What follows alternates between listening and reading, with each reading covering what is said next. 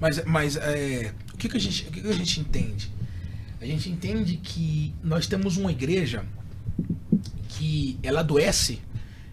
Quando eu falo igreja, eu falo corpo, né? Eu não falo a noiva de Cristo. A noiva de Cristo, ela é maravilhosa, ela é imaculada, ela é limpa, maravilhosa.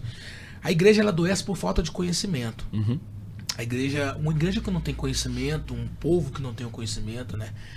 Ela erra muito mais. É verdade. Existe até quando eu falo conhecimento bíblico e conhecimento também das coisas naturais, das coisas normais. Porque quando a igreja começa a entender e a trabalhar isso, esse amor, esse acolhimento, ela começa a olhar o pastor não como um super-herói. Por isso que tem gente que afasta da igreja. Tem uma frase que às vezes eu vejo os influencers usar. Alguns pastores que são influencers. Perdoe se a igreja te feriu. Eu não gosto dessa frase. Eu não gosto. Isso é muito perigoso eu falar sobre isso. O homem te feriu. Mas nós temos que buscar a nossa confiança. Quem que é o cabeça da igreja? É Jesus.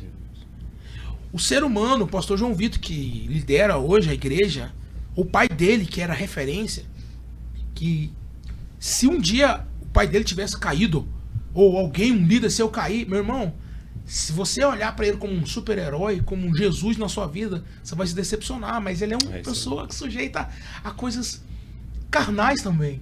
E o que nós temos que ter? Compreensão, que é um dos pilares da PNL, né? Programação Neurolinguística.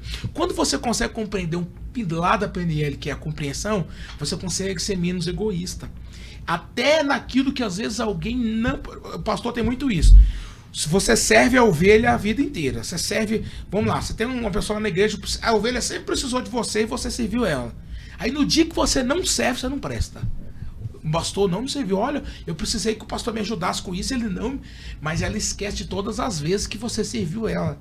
Eu tô falando, seu pastor, mas pode ser na sua vida. Você tem um amigo que sempre te serviu e o dia que ele não te serve mais, ele não presta. Isso é falta de quê? É ingratidão, que eu acho que é um sentimento demoníaco, e um dos pilares da compreensão. Por que que o pastor naquela noite... hoje eu achei que o João Vitor pegou pesado na mensagem. Nossa, o pastor hoje, mas não era o dia dele. Era o dia que ele teve um problema no casamento, era o dia que os filhos dele um tava doente, é o dia que ele não estava bem consigo mesmo, o seu eu não estava bem. Então vamos levar esse lado da compreensão, porque nós precisamos ajudar, as pessoas precisam ouvir.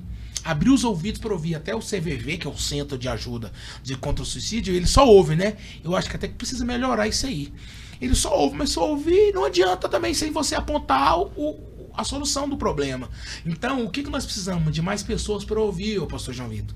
De mais líderes para ouvir. Às vezes nós somos uma igreja que colocamos aqui uma visão de dentro e esquecemos de quem está fora.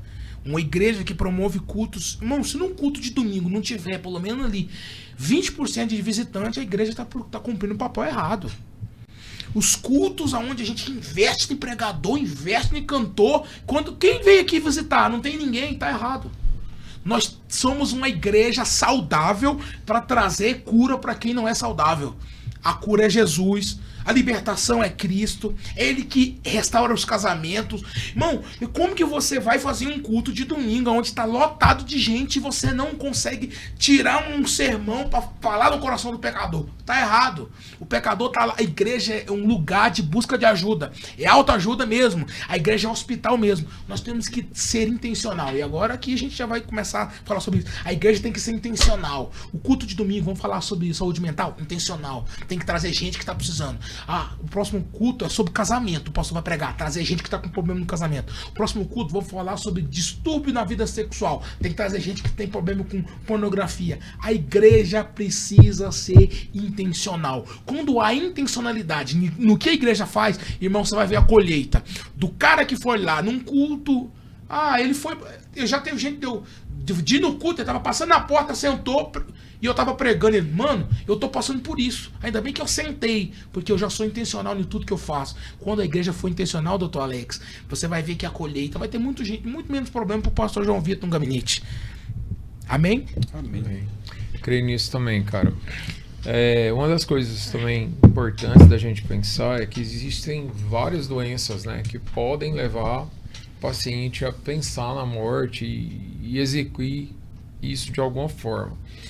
E o importante, a gente precisa entender que essas doenças, até para as pessoas que estão ouvindo a gente conhecer, não são sempre doenças mentais, né? Por exemplo, um paciente que às vezes está ali com um distúrbio relacionado a uma situação como um câncer terminal, o paciente pode pensar nisso, né? Pode caminhar para um quadro de depressão e pensar em terminar a vida porque não quer passar por aquela dor e aquele sofrimento. Uma hora também, um paciente que está com uma doença neurodegenerativa grave, um paciente que tem um diagnóstico recente, por exemplo, sobre demência, e sabe como é que o pai dele ficou, o avô dele ficou, e ele fala, cara, eu não quero ficar assim. Isso pode levar o cara também para essa situação, né? E agora sim, o que a gente vê é que, na verdade, isso é comum a todas as doenças, né? Mesmo as mentais e as não mentais, né? É que muitas vezes esses pacientes, eles não têm o que? Apoio. Foi o que o Douglas falou, foi o que o João falou. Compaixão, né? Não tem...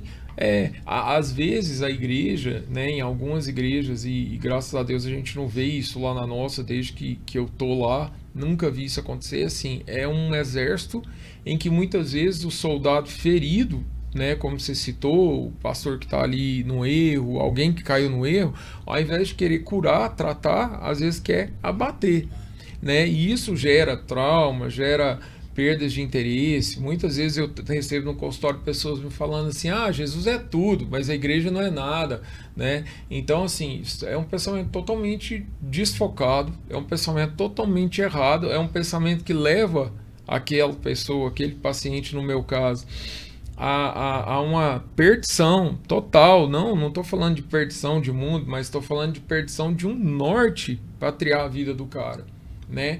Por quê? Porque não adianta existir um Jesus sem uma comunhão de uma igreja.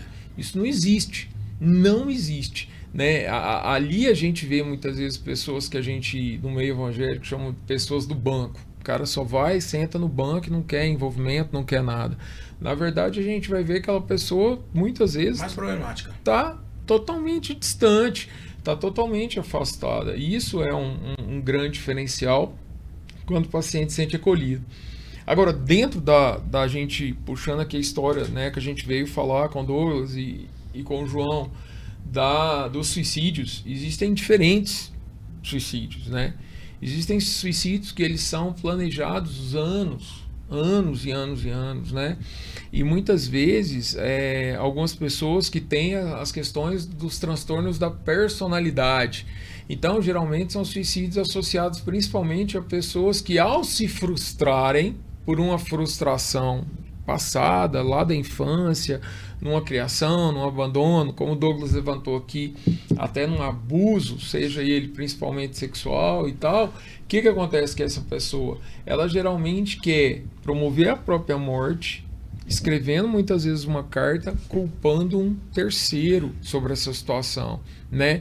E assim, muitas vezes isso ocorre de uma forma assim, em que aquele terceiro que vai receber aquela carta, depois ele se torna um paciente, se torna arrasado o resto da vida, sendo que, na verdade, o problema original estava no paciente. O adoecido, de fato, era o paciente. Por quê? Porque ninguém, né, tem essa situação em mente e consegue tocar uma vida normal, pensando todos os dias como vai se matar ou a quem vai culpar na hora da morte, né? Outra coisa são pacientes que estão extremamente felizes, extremamente animados, como eu já tive casos que me contaram, até pacientes que eu pude ouvir as histórias, né, dos familiares, e aí voltaram de uma festa, todo animado, todo mundo que teve convívio com aquela pessoa estava extremamente favorável à vida, à curtição, à liberdade, e aí de repente o cara chega em casa, pá, se mata. Então, né, que são ali quadros, às vezes, que estão ligados ao que a gente chama de mania ou hipomania, ali dentro de um transtorno bipolar, numa fase em que estava totalmente contra se esperar isso do paciente, né? Existem as fases e os quadros depressivos, existem os quadros de ansiedade, e existe também o que a Bíblia fala, né? Onde está o teu coração, vai estar o teu valor, né?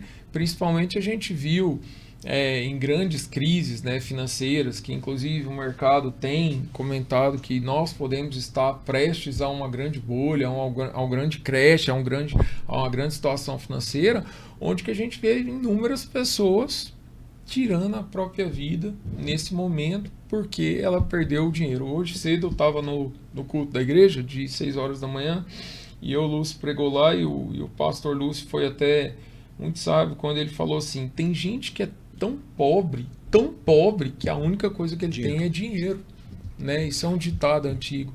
Então assim, e isso chega ao ponto de que quando o cara perde até o dinheiro, a família, os filhos, né, os amigos, a profissão, o que o cara faz, perde também o valor. Acho que uma das primeiras pessoas que eu ouvi falar na igreja, assim, de púlpito, com muita liberdade e facilidade sobre suicídio, foi o pastor Neil Barreto, no Rio de Janeiro. Ele falava isso ele é terapeuta, né, de profissão, e uma coisa que eu sempre ouvi falando é que muitas vezes, ou na maioria delas, o que a pessoa quer não é tirar a própria vida, ela quer matar a dor. Matar a né? dor.